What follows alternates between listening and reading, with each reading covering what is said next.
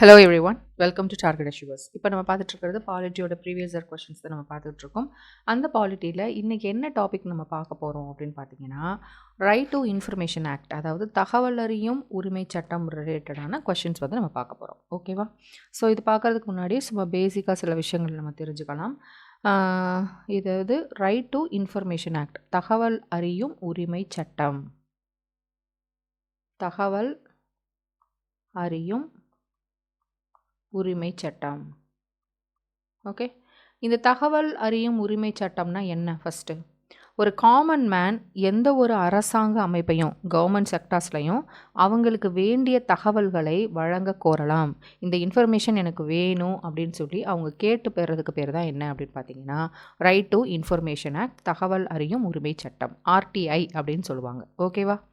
இது வந்து பார்த்திங்கன்னா இது வந்து ஒரு சுதந்திரமான தன்னிச்சையான ஒரு அமைப்பு.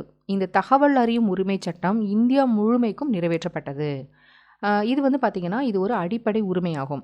அதாவது தகவல் அறியும் உரிமை சட்டம் அடிப்படை உரிமையில் 19A கீழே வரும். ஓகே, ஸோ அடிப்படை உரிமையில் 19A கீழே இந்த தகவல் அறியும் உரிமை சட்டம் வரும். இது முக்கியமான கொஷின்ஸ். இது எப்போ வந்து கொண்டு வந்தாங்க அப்படின்னு பார்த்தீங்கன்னா, எப்போ இம்ப்ளிமெண்ட் நடைமுறைக்கு வந்துச்சு அப்படின்னா 2005 அக்டோபர் 12 தான் வந்து இது வந்து நடைமுறைக்கு வந்துச்சு. ஸோ இதுவும் முக்கியமான கொஷின். நெக்ஸ்ட் வந்து பார்த்திங்கன்னா, இந்தியா வந்து தகவல் அறியும் உரிமை அளிக்கும், அதாவது இந்தியா தகவல் அறியும் உரிமை அளிக்கும் 55வது நாடாகும், 55th கண்ட்ரி. ஓகே, இப்போ வந்து பார்த்திங்கன்னா, இப்போ இந்த ஆர்டிஐ மூலம், இந்த ரைட் டு இன்ஃபர்மேஷன் ஆக்ட் மூலம் ஒருவர் வந்து அரசாங்க ஆவணங்கள் சார்ந்த பதிவுகள், அடுத்து வந்து கோப்புகள், ஃபைல்ஸு, இல்லை தனிப்பட்ட ஒருவரோட தகவல்கள், இது எல்லாமே வந்து பெற்றுக்கொள்ளலாம். இது வந்து இவங்க இப்போ ஒரு டேட்டா வந்து கேட்குறாங்க அப்படின்னா, அதை வந்து எத்தனை நாளைக்குள்ளே அந்த இன்ஃபர்மேஷன் வந்து அவங்க வந்து கொடுக்கணும் அப்படின்னு பார்த்தீங்கன்னா 30 டேஸ்க்குள்ளே வந்து கொடுக்கணும், 30 நாளில் வந்து கொடுக்கணும். நெக்ஸ்ட் வந்து இப்போ உயிர் சம்மந்தப்பட்ட இல்லைனா தனி மனித சுதந்திரம், இதுவும் முக்கியமானது. உயிர் சம்மந்தப்பட்ட இல்லைனா ஒரு தனி மனித சுதந்திரம் ரிலேட்டடான ஒரு தகவல்களை கேட்கும்போது 48 மணி நேரத்துக்குள்ளே அந்த தகவல்களை வந்து கொடுக்கணும். ஓகேவா? இதில் வந்து பார்த்திங்கன்னா, இப்போ நாட்டோட பாதுகாப்பு மற்றும் உளவுத்துறைகளான இப்போ பார்டர் செக்யூரிட்டி ஃபோர்ஸ், எல்லை பாதுகாப்பு படை, அதுக்கப்புறம் சிஆர்பிஆர்னு சொல்லுவாங்க, அதாவது மத்திய சேம காவல் படை, இன்டெலிஜென்ஸ் பீரோ, இந்த எல்லா அமைப்புகளும் தகவல் அறியும் உரிமை சட்டத்தில் இருந்து விலக்களிக்கப்படுகிறது. ஸோ இவங்கக்கிட்ட வந்து இந்த டேட்டாஸை வந்து நம்ம வந்து வாங்க முடியாது. ஓகேவா? இப்போ வந்து இப்போ தகவல் அப்படின்னா என்ன அப்படின்றது பார்த்தோம்னா, பதிவேடுகள், ரெஜிஸ்டர்ஸு, அதுக்கப்புறம் வந்து மின்னஞ்சல், இமெயில்ஸு, மின்னஞ்சல்,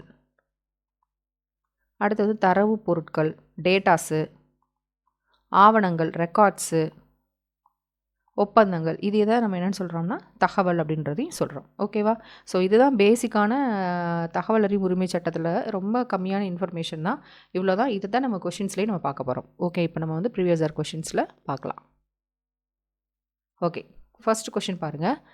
தகவல் அறியும் உரிமை சட்டம் இந்தியாவில் எந்த ஆண்டு நிறைவேற்றப்பட்டது? இப்போ தான் பார்த்தோம், 2005 அக்டோபர் 12.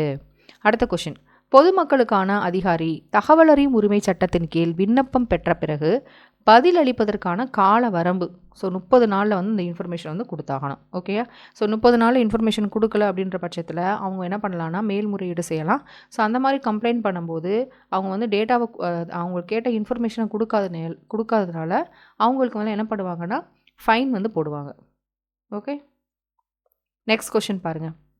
தகவல் பெறும் உரிமை சட்டம் 2005 இந்திய அரசியலமைப்பின் டேஸ் விதிக்கு ஒரு சிறந்த கட்டமைப்பு வழங்குகிறது. ஸோ இப்போ தான் பார்த்தோம் ஆர்டிகல் 19A அப்படின்றது பார்த்தோம். ஸோ இந்த தகவல் அறியும் உரிமை சட்டம் வந்து ஆர்டிகல் 19 கீழே வந்து வரும். நெக்ஸ்ட் கொஷின் பாருங்கள்.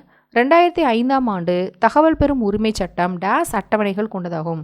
ஸோ இந்த அதாவது ரைட் டு இன்ஃபர்மேஷன் ஆக்டில் எத்தனை ஸ்கெடியூல்ஸ் இருக்குது அப்படின்னு கேட்குறாங்க. எத்தனை அட்டவணைகள் அப்படின்னு பார்த்தீங்கன்னா 2 ஸ்கெடியூல்ஸ், 2 ஸ்கெடியூல்ஸ் இருக்குது. ஓகே, நெக்ஸ்ட்டு, இந்தியாவில் தகவல் அறியும் உரிமை சட்டத்தால் மக்களிடம் உருவாகும் என எதிர்பார்க்கப்பட்ட உணர்வு என்ன அப்படின்னா சோஷியல் இன்க்ளூஷன், சமூக உட்சேர்க்கை. அதாவது சோஷியலில் நடக்கக்கூடிய விஷயங்களில் ஒவ்வொருத்தவங்களும் அந்த இன்வால்வ் பண்ணிக்கிறதுனால இந்த ரைட் டு இன்ஃபர்மேஷன் ஆக்ட் கொண்டு வந்ததுனால மக்கள்கிட்ட ஏற்படுத்தப்பட்ட ஒரு உணர்வு என்ன அப்படின்னா சமூக உட்சேர்க்கை. அதாவது சமூகத்தில் நடக்கக்கூடிய விஷயங்களில் அவங்க இன்வால்வ் ஆகிறது, அதை தான் சோஷியல் இன்க்ளூஷன் அப்படின்னு சொல்கிறாங்க, சமூக உட்சேர்க்கை. ஓகே,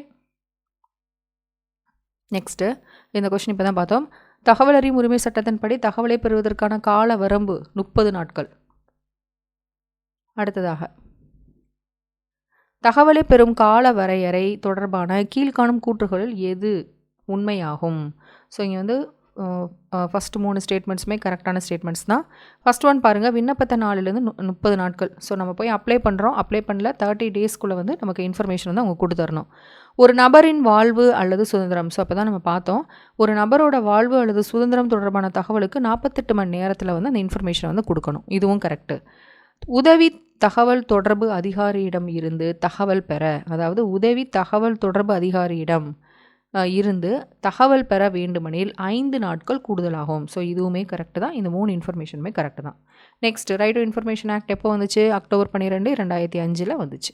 ஓகே, அடுத்ததாக பாருங்கள், தமிழ்நாட்டில் டேஸ் நாள் பொதுமக்களின் குறைகளை நீக்கும் நாள், பப்ளிக் கிரீவன்ஸ் டே தமிழ்நாட்டில் வந்து எப்போ நடக்கும்னா ஒவ்வொரு மண்டேஸும் நடக்கும், ஒவ்வொரு திங்கட்கிழமை. ஓகே, ஸோ தகவல் அறியும் உரிமை சட்டத்தில் ரைட் டு இன்ஃபர்மேஷன் ஆக்டில் இவ்வளோ தான் கொஷின்ஸு. நம்ம கொஞ்சம் எக்ஸ்ட்ரா இன்ஃபர்மேஷனும் பார்த்தோம், அதே ரிலேட்டடாக நம்ம கொஷின்ஸும் பார்த்தாச்சு. ஸோ அடுத்த டாப்பிக்கில் உங்கள் எல்லாத்தையும் மீட் பண்ணுறேன். தேங்க்யூ.